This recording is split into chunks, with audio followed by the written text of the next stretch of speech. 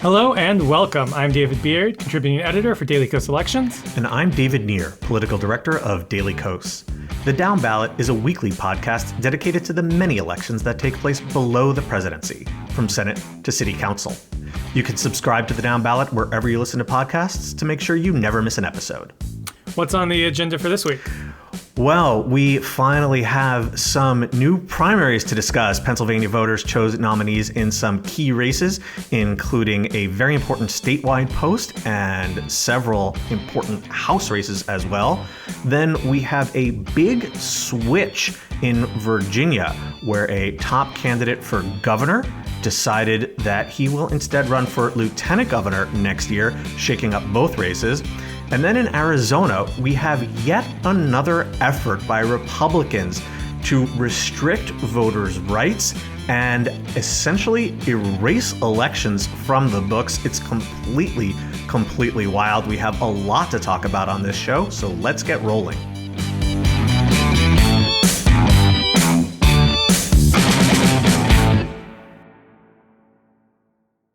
Well, after a long layoff, the down-ballot primary season is finally back on. Yes, Pennsylvania has gotten us back in the swing of things. It sure did. So on Tuesday night, there were a number of important primaries across the Keystone State. But at the very top of the ticket is the battle for the very high-profile post of Pennsylvania Attorney General. And now the battle lines are set. Former state auditor Eugene DePasquale handily won the Democratic nomination. He defeated his nearest opponent, who was Delaware County District Attorney Jack Stolzheimer, by a 36-20 margin.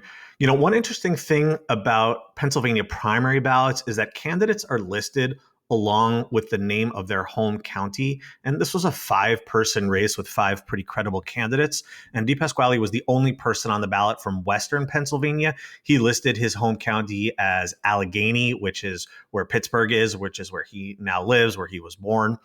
And I think that probably gave him an advantage. But he also was the only person on the ballot who had previously won statewide. He had won 2 races for state auditor in 2016 and 2020. So that might have been even more important. But it's interesting, if you look at the county level results on a map, you will see that the only counties that DePasquale lost were in eastern Pennsylvania.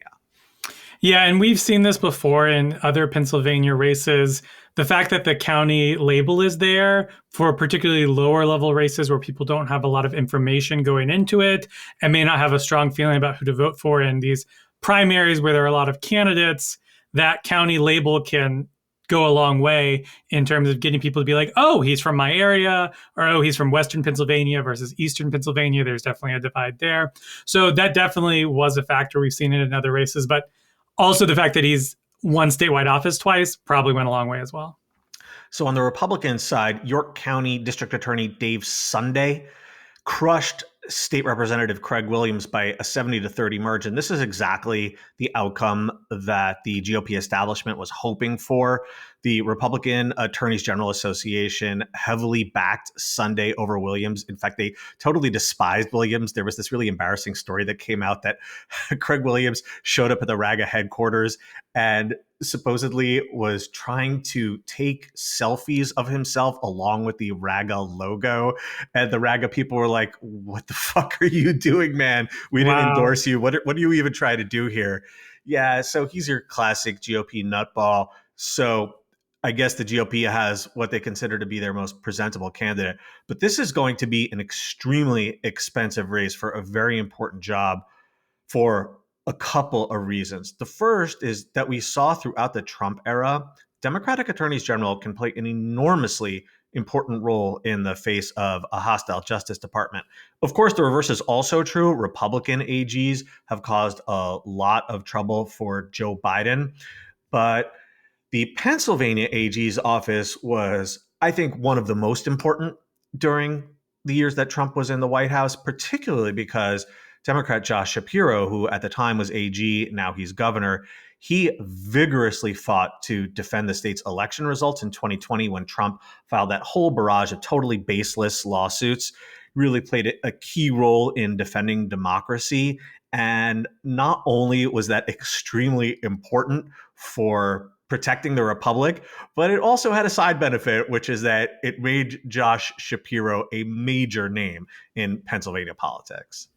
Yeah, and the attorney general to governor pipeline is not confined to just Pennsylvania, my home state of North Carolina. The current governor was attorney general for a long time, Roy Cooper. The Democratic candidate for governor, Josh Stein, is currently attorney general. Previous governors had been attorney general before that. So this is common in other states as well. And so having the attorney general's office is a great way to set yourself up for a future gubernatorial run. Yeah, there are definitely a lot of Pennsylvania politicos who would very much like to be the next Josh Shapiro, especially because Josh Shapiro's name also comes up as a possible future candidate for president. So he is definitely on a good path. And I should add as well that the position of AG only became an elective office in Pennsylvania in 1980. And for decades, Republicans had a stranglehold on the position. Democrats finally won it in 2012. So if Democrats actually win this post one more time, that would be 4 times in a row. Yeah, and we'll certainly be continuing to watch this race. It's definitely an important one, down ballot in Pennsylvania. We've also got some congressional races that we want to keep an eye on in Pennsylvania. There's a boatload of competitive races in the state, but we want to focus on 2 where there were competitive primaries for the party that doesn't hold the seat, who is trying to take the seat. And we're going to start in Pennsylvania's 7th district, and that's where Democratic incumbent Susan Wild obviously easily won the Democratic nomination, but her opponent was up in the air. And in that primary, State Representative Ryan McKenzie defeated businessman Kevin Dellicker 43 to 34%. Now, this has been a weird primary. McKenzie, of course, is a state rep, but he raised just $68,000 in the first quarter of the year, which, as we talked about last week, that is an embarrassingly low amount for modern congressional campaigns. Wild, by contrast, raised $1.4 million for her reelection campaign. This is a very competitive district. It's in the Lehigh Valley in eastern Pennsylvania. Biden won it by just a point.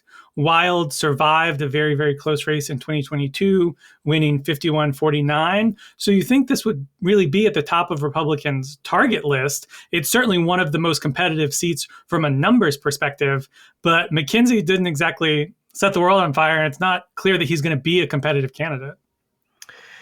Yeah, and to be clear, the folks that he beat, including Dellicker, were also pretty crappy fundraisers.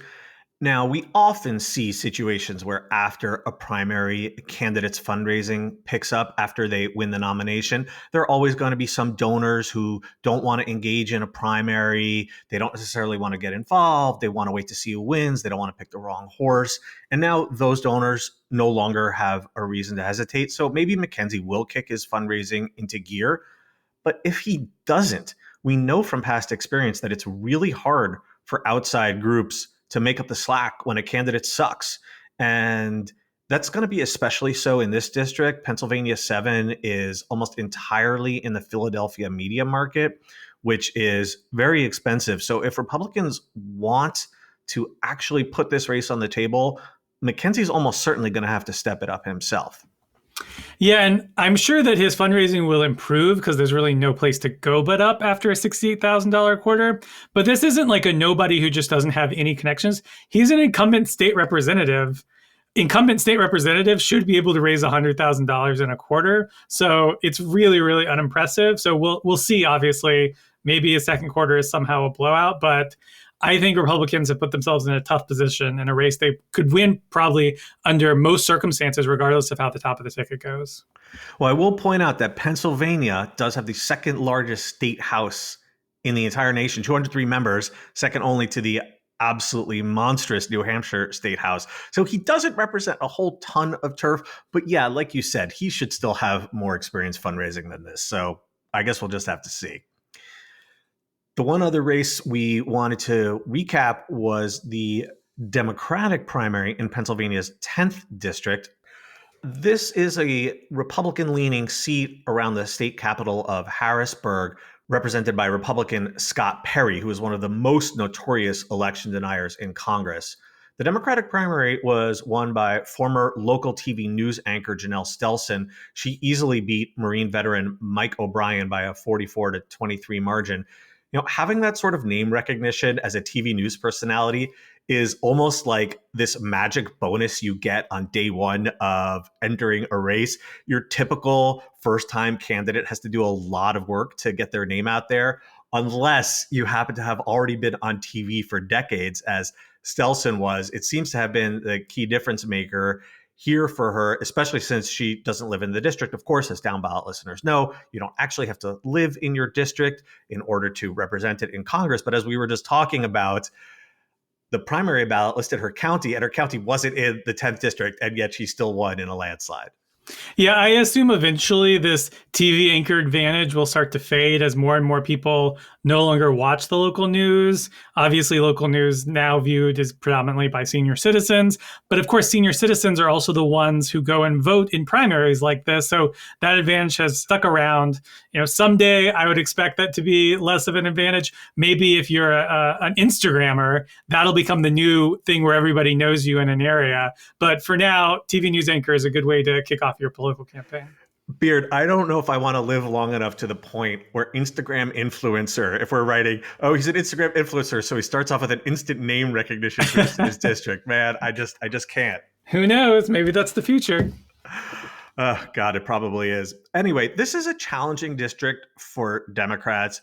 It voted for Trump by a 51-47 margin, but Perry is a hardcore member of the House Freedom Caucus, and he is the kind of guy who might really pay a MAGA tax for being such an extremist. That's the term you might recall that was coined by the Democratic data firm Catalyst to refer to the penalty that more extreme candidates paid in 2022 versus more normal Republican candidates. And Perry is definitely not a more normal Republican candidate. He's very wrapped up in the January 6th investigation. One former Trump aide said he was central to the planning of Trump's attempts to overturn the election and stay in office. And more specifically, a court ordered him to turn over cell phone records, like thousands of text messages, as part of the federal investigation into the Jan 6th insurrection. We don't really know what this investigation will ultimately mean for Perry, though it's certainly possible some really ugly stuff will come out from his phone, even if he's never charged. But the one thing we do know for sure is that he's already spent more than $300,000 on campaign funds for lawyers. And in fact, he spent more money total in the first quarter of the year than he raised. That's a really brutal burn rate. But also, man, if I am donating to a candidate running for office, I would be pretty pissed to find out that they're just forking over my money to high-priced lawyers so that they can stay out of legal trouble. It's just a double whammy for Perry that he has to waste all his money like this. And it's his own fault. Yeah, I mean, the entire Republican donor base is currently doing that for Donald Trump. So I guess they've gotten used to it. They just understand that some significant percentage of all the funds that they donate to these Republican candidates to, campaign on and enact these conservative policies are actually going to a bunch of lawyers to keep them out of jail. But, if they want to spend their money with that, I guess that's up to them. I do think this district, it's sort of right there. It's been a district that Democrats have had an eye on for a number of years in its previous form, and it hasn't changed that much in this new decade. Whether or not this is the year, you never know sort of until you get there. But it's one of those districts where I think it'll happen, and it could happen sooner rather than later. So you just have to keep putting good campaigns and candidates against him. And I think one of these years it's going to work, and we'll have to see if this is the year. Yeah, DePasquale actually ran for this district in 2020. It was a very expensive campaign. He lost by about 6 points. But as we talked about on the down ballot a while back, Democrats flipped the county commission last year, odd numbered year election in Dauphin County, which is one of the main counties in this district. Of course, you don't know whether that will translate into the general election in a presidential year, but it does seem like Democrats have shown some local strength here in the past that maybe they hadn't. So, yeah, maybe this will finally be the year where things turn. One of the other big stories of the week was in Virginia, talking about the 2025 races. And Richmond Mayor LeVar Stoney announced on Tuesday that he was ending his campaign for governor and would instead seek the Democratic nomination for lieutenant governor. Now, that simplified one of the races a lot, but it made the other race pretty complicated. Stoney's move leaves Representative Abigail Spanberger as the only major Democrat running, and we haven't really heard of anybody else who's planning to launch a campaign here. So, barring something unexpected, Spanberger is on sort of a glide path to the Democratic nomination in 2025. The current Republican governor, Glenn Youngkin, is term limited. Virginia, of course, just has single term limit, so he can't run for re-election in 2025. Spanberger ended 2023 with $3.6 million in the bank. Stoney only had about $750,000. So that was tough for him. An internal poll for Stoney showed him trailing 44-11, which again is not a great sign if you're the one putting out a poll with you 33 points down, but rough. Saying, well, she's under 50. I'm like, okay, sure, but you're at 11. Like, was that his argument that she's under 50? I assume, like, I don't know why else you would put out the poll other than to say, there's a path to getting above her. But clearly, he and the campaign realized that that wasn't going to happen. So he's dropped down to the lieutenant governor's race. No major Republicans have actually announced yet, but the Washington Post has written that both Lieutenant Governor Winsome Earl-Sears and Attorney General Jason Miyares are expected to run. It remains to be seen if they both run, if one of them runs and the other one runs for re-election. So that's still working itself out. But I would expect Spanberger to have one of those statewide officials as her opponent in 2025. But Stoney won't have the race for the Democratic lieutenant governor's nomination to himself. And that's when I mentioned, that it's gotten more complicated. Babar Latif, who's the chairman of the Prince William County School Board, was the first to enter this race when he launched his campaign back in March. And he launched that campaign with the endorsement of former Governor Terry McAuliffe. Now, McAuliffe had also endorsed LeVar Stoney for the governor's race. And now those two candidates are running for the same office. Awkward. Yeah, exactly. And McAuliffe says that he supports them both for this race where there's only one winner. So that's a little interesting. Not sure how exactly that's going to play out. But they're also not the only two candidates in the campaign. State Senator Aaron Rouse kicked off his own effort just hours after Stoney's announcement on Tuesday. Rouse, of course, played in the NFL, served on the Virginia Beach City Council, and rose to prominence early last year when he flipped a GOP-held state Senate seat in a special election. So clearly in response to Stoney's announcement, he had been planning to run and decided that he needed to make his announcement as soon as possible, hence the follow-up announcement just hours later. And then there's also a fourth candidate that's expected to get in the race. That's Democratic State Senator Ghazala Hashmi, who's been, according to the Washington Post, prepping a campaign. So that's going to be potentially a four-way race. Could get pretty messy. And McAuliffe wants two of the four of them to win, apparently. You do sometimes see labor unions, for instance, issue dual endorsements, even in races where you can only vote for a single candidate. It's a lot more unusual to see a politician do so. Obviously, McAuliffe was boxed into a corner here and didn't want to offend or piss off either of those two candidates. So it's understandable what happened. But yeah, this race is definitely going to be a difficult one to handicap. What's particularly interesting is that all four of these candidates we've named, actual and potential, they're all people of color. And I think that's a reflection of where Virginia has moved in recent decades. But particularly to see that in a statewide race is quite interesting and quite compelling. And I think a great sign for where the state is headed. One other thing is that, lieutenant governor, some states, it's an important post. Some states, it's really not all that important. In Virginia, it's definitely one of the more important positions because the LG can break ties in the state Senate. And right now, Democrats have just a 21-19 margin in the Senate. Now, the Senate is not up for election again until 2027. That's why Rouse can run in 2025 without having to give up his seat. But there's always the possibility of another special election. Someone decides to resign and there's a vacancy. And so if the Senate were to be thrown back into a 2020 tie for some reason, then that LG post looms really, really large. So that race is going to have outsized importance come next year. And of course, as we talked about, due to the unusual term limit for the governor's race, it's very common for the attorney general or the lieutenant governor to be a party's nominee for the next governor's race, as we're seeing with the Republicans and the expectation that one of those two office holders will be their nominee. So it's always good to have those offices and be able to set up your next governor's race, looking down towards 2029.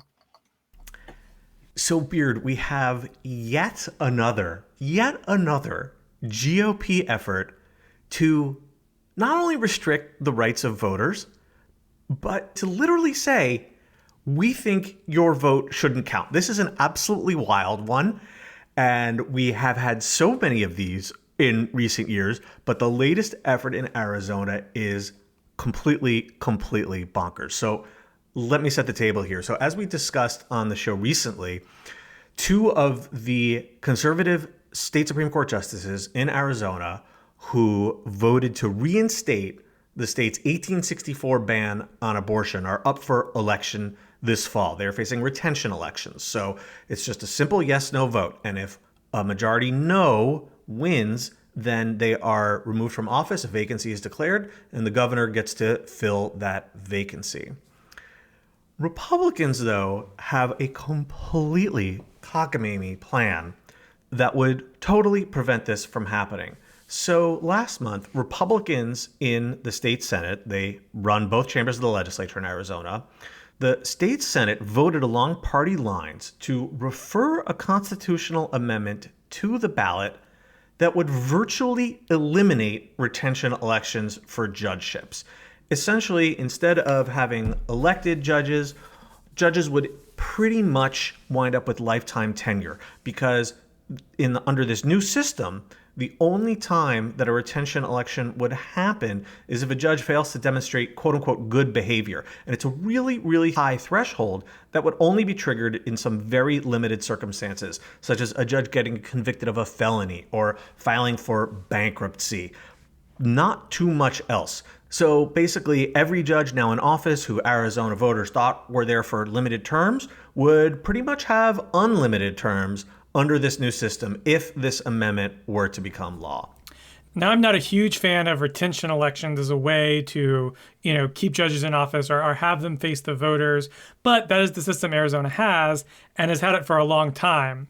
So I have a much bigger problem with the idea that Arizona Republicans were clearly fine with this system all those years when there was never really any threat to Supreme Court justices losing the office in Arizona because they had always won their retention elections. Now that this very conservative Supreme Court, has made this ruling that's very unpopular, and they recognize that there's a risk that one or more of these judges might lose their retention election, all of a sudden, they don't want that retention election to take place. They want to say, oh, well, you should only have a retention election if they've, committed a crime or some other, obvious malfeasance, not just regular retention elections that we've always done. And this all goes back to what we've talked about before, is that Republicans don't want to hear from the voters unless it's what Republicans want to hear from those voters. They don't want to hear bad news. They're like, oh, you don't want abortion to be banned in every single circumstance? Well, then you don't get to vote on the judges who made that ruling. So it's just more of a pattern of how Republicans treat voters. It's even more ridiculous than that. This has actually been in the works for a little while, not just since the abortion ruling. Very few judges in Arizona history have ever failed to earn retention. The state adopted the practice 50 years ago, all the way back in 1974. It's only ever happened 6 times, but 3 of those times happened just 2 years ago. In 2022, voters denied new terms to 3 trial court judges in Maricopa County. Of course, that's the largest county in the state that's home to Arizona and much of the state's population. And at the same time, that same year, Supreme Court Justice Bill Montgomery survived retention with just 56% of the vote. And according to the Arizona Republic's Jimmy Jenkins, he says that was the worst ever performance by a member of the Supreme Court in state history. And Montgomery, by the way, definitely did not deserve to be retained. He earned that terrible showing. He was the justice who recused himself from the abortion ruling because he had said all of these psychotic statements about Planned Parenthood that made it clear he couldn't possibly be fit to rule in this case. So my guess is that Republicans in the legislature saw these results in 2022. They saw the 3 judges who were not retained. They saw Montgomery performing really, really poorly, and they said, uh-oh, this could be a real problem in the future. And so, as we mentioned, there are these 2 justices who did rule in favor of the abortion ban, Catherine King and Clint Bolick, who are up for new terms this fall, new 6-year terms, and they will face retention elections. But here is the truly wild thing about this amendment that the GOP is proposing.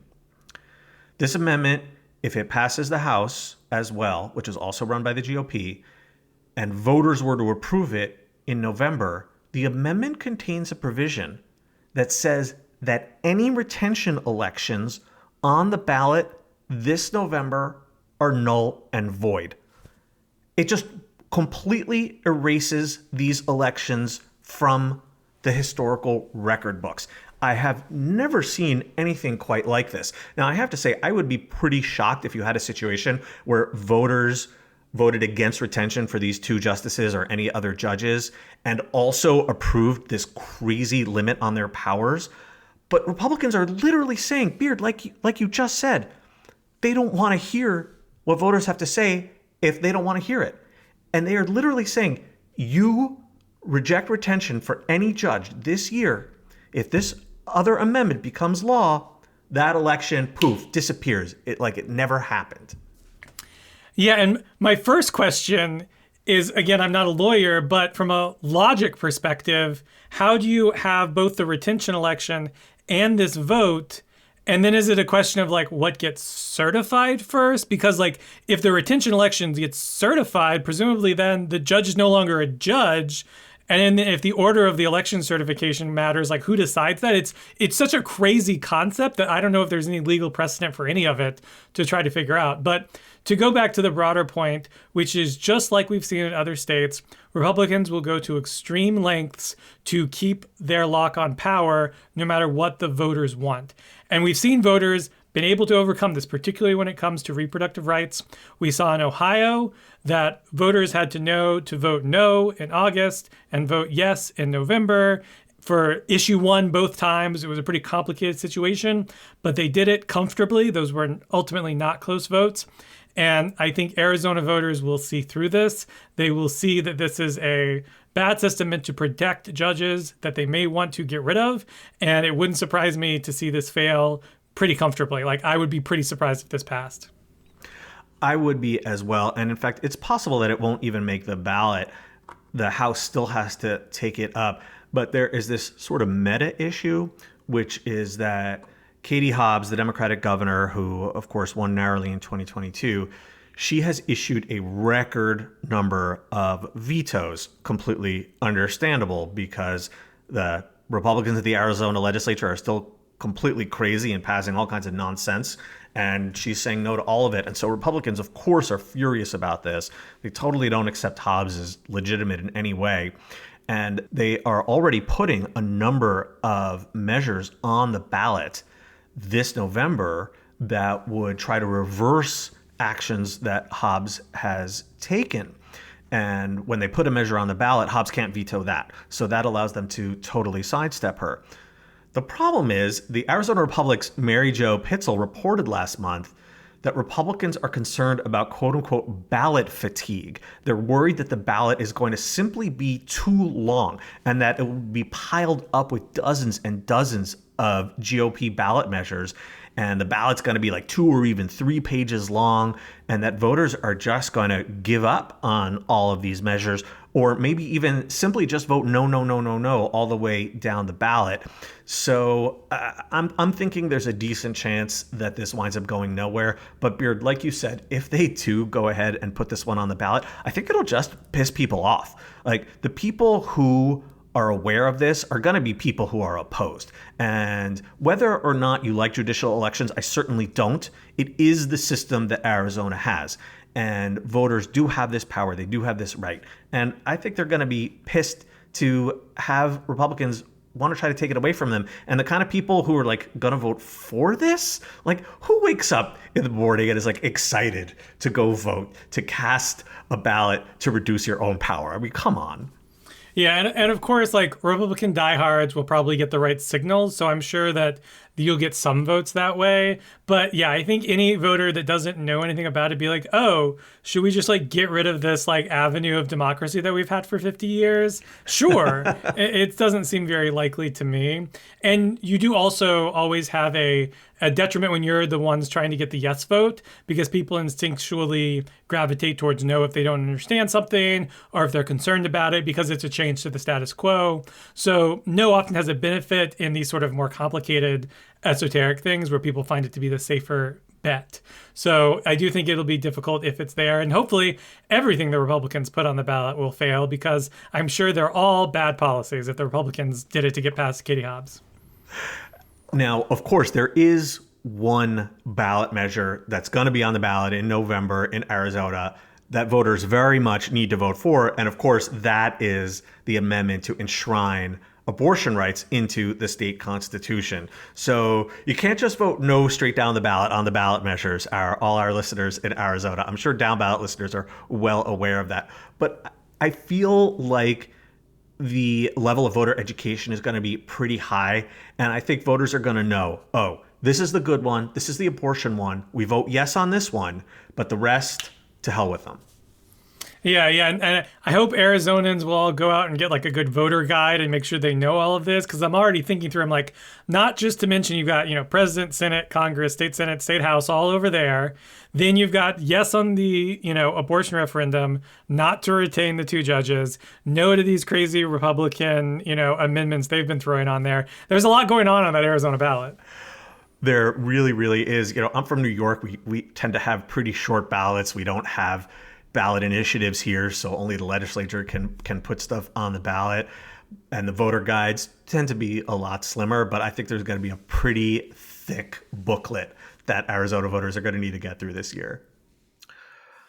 Finally, some sad news to report.